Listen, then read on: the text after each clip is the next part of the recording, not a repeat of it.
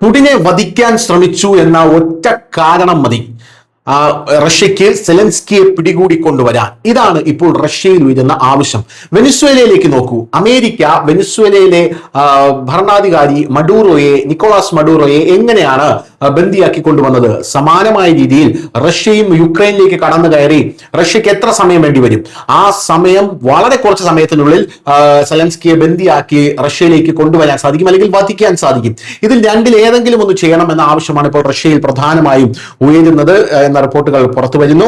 മറ്റൊരു രാജ്യത്തേക്ക് കടന്നു കയറി പ്രസിഡന്റിനെയും ഭാര്യയെയും പിടികൂടുക, ഭരണം ഏറ്റെടുക്കുക, എണ്ണ ഉൾപ്പെടെ നിർണായക സമ്പത്തുകൾ കൈയടക്കുക. വെനിസ്വേലൻ പ്രസിഡന്റിനെതിരെ US പ്രസിഡന്റ് ഡൊണാൾഡ് ട്രംപ് നടത്തിയ നീക്കങ്ങൾ ലോകത്തിന് നൽകുന്ന സന്ദേശമാണ് ഇപ്പോൾ റഷ്യയും ഇന്ത്യയും ചർച്ച ചെയ്തുകൊണ്ടിരിക്കുന്നത്. മഡൂറോ US-ന്റെ കണ്ണിൽ കുറ്റവാളിയാണെങ്കിലും അല്ലെങ്കിലും US-ന് വെനിസ്വേലയിൽ കടന്നു ചെന്ന് അയാളെ പിടികൂടാൻ സാധിക്കുമോ?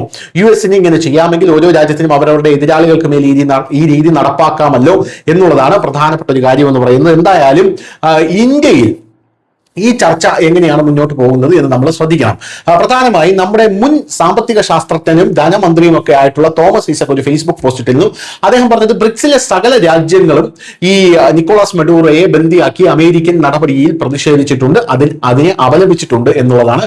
പക്ഷെ നരേന്ദ്രമോദി ഈ കാര്യത്തിൽ അമേരിക്കയുടെ കൂടെയാണ്. ഇത് ഒരു മോശപ്പെട്ട ഒരു നടപടിയാണ്. മോദി ഇപ്പോഴും അമേരിക്കയുടെ മുമ്പിൽ വാലും ചുറ്റി നിൽക്കുകയാണ് എന്നൊക്കെയാണ് തോമസ് ഐസക് പറഞ്ഞത്. പക്ഷെ യഥാർത്ഥത്തിൽ എന്താണ് സംഭവിക്കുന്നത്? യഥാർത്ഥത്തിൽ സംഭവിക്കുന്നത് എന്ന് പറഞ്ഞു കഴിഞ്ഞാൽ ഇന്ത്യ ഓപ്പറേഷൻ സിന്ദൂർ 2.0യുമായി ഉടനെ തന്നെ പാകിസ്ഥാനിലേക്ക് കയറും എന്നുള്ളതാണ് പ്രധാനപ്പെട്ട കാര്യം. ആ സമയത്ത് ഇന്ത്യക്ക് ഈ ഒരു തന്ത്രപരമായിട്ടുള്ള മൗനം ആ സമയത്ത് ഉപകാരപ്പെടും എന്നാണ് ഇപ്പോൾ പ്രതിരോധ വിദഗ്ധർ പറയുന്നത്, മറ്റ് സാമൂഹിക നിരീക്ഷകരടക്കം പറയുന്നത്. എന്തായാലും റഷ്യയുടെ സ്ഥിതി എന്ന് പറഞ്ഞാൽ വളരെ വ്യത്യസ്തമാണ്. റഷ്യ ഇപ്പോൾ ഓൾറെഡി ഒരു യുദ്ധത്തിലാണ്. ഈ യുദ്ധത്തിൽ സെലൻസ്കിയെ പോയി പിടിച്ചുകൊണ്ടുവരണം എന്ന പല ആവശ്യവും റഷ്യയിൽ ഉയർന്നുവെങ്കിലും സെലൻസ്കിയെ പിടിച്ചുകൊണ്ടുവരാൻ റഷ്യക്ക് ഒരു സെക്കൻഡിന്റെ ആവശ്യം പോലുമില്ല. പക്ഷേ റഷ്യ ഇപ്പോഴും യുക്രൈനുമായി യുദ്ധത്തിൽ നിരന്തരം ഏർപ്പെട്ടുകൊണ്ടിരിക്കുന്നതിന്റെ പ്രധാനപ്പെട്ട കാര്യം, യുക്രൈൻ മുമ്പ് റഷ്യയുടെ ഭാഗമായിരുന്നു. അവിടെയുള്ള ജനങ്ങൾ റഷ്യക്കാർ തന്നെയാണ്. അവർക്ക് മേൽ അങ്ങനെ അനിയന്ത്രിതമായിട്ട് ബോംബുകൾ എടുത്തിടാൻ റഷ്യ ആഗ്രഹിക്കുന്നില്ല എന്നുള്ളത് കൊണ്ടാണ്. അല്ലെങ്കിൽ യുക്രൈനൊക്കെ എന്നേ റഷ്യ യുദ്ധമൊക്കെ തീർത്ത് ആ രാജ്യത്തെ നശിപ്പിച്ച് മുന്നോട്ട് പോകുമായിരുന്നു എന്ന് നമുക്ക് ചിന്തിച്ചാൽ മനസ്സിലാകും. എന്തായാലും ഇനി റഷ്യയുടെ നീക്കങ്ങൾ എന്തായിരിക്കും എന്നുള്ളതാണ് പ്രധാനപ്പെട്ട ചോദ്യം. News desk news Malayalam.